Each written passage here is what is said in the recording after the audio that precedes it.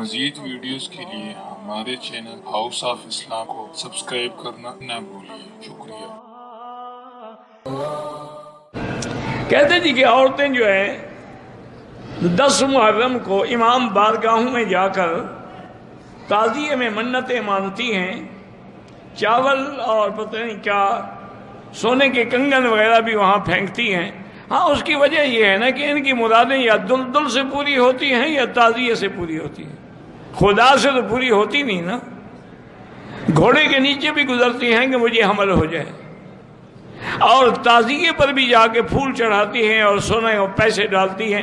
وہ تعزیہ ان کو پتہ ہے کہ لوگوں نے بنایا ہے، وہ بھی ان کو پتہ ہے کہ یہ جو دلدل ہے جو گھوڑا نکالا ہو یہ فلاں ٹانگے کا گھوڑا ہے۔ حضرت حسین کا گھوڑا ابھی تک زندہ ہے، اس کو پکڑ کے رکھا ہوا انہوں نے۔ انا للہ و انا۔ اس قسم کی اصل وجہ پتہ کیا ہے؟ کہ اللہ کا ان پر عذاب ہے کہ تم اسی طرح قیامت تک اپنے منہ پہ ماتم کرتے رہو۔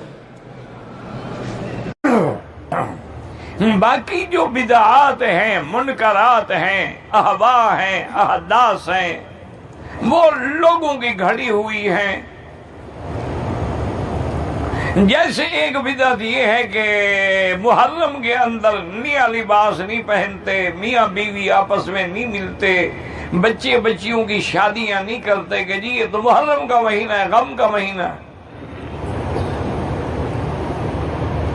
اسی طرح بعض لوگ جو ہیں اپنے گھروں میں چارپائیاں بھی الٹی کر دیتے ہیں، اور بعض لوگ جو ہیں وہ سیاہ کپڑے پہننے کو بھی عبادت سمجھتے ہیں کہ محرم کے اندر سیاہ کپڑے پہنے جائیں۔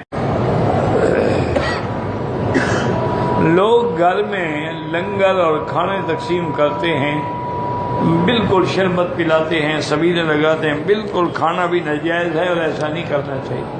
ادھر کہتے ہیں حضرت حسین پیاسے شہید ہو گئے، یہ دودھ کی سبیلے لگاتے ہیں، یہ شربت روح افزا پلا رہے ہوتے ہیں کہ خوشی مناؤ حسین کی شہادت کرو، دل ٹھنڈا کرو کہ حسین شہید ہو گئے۔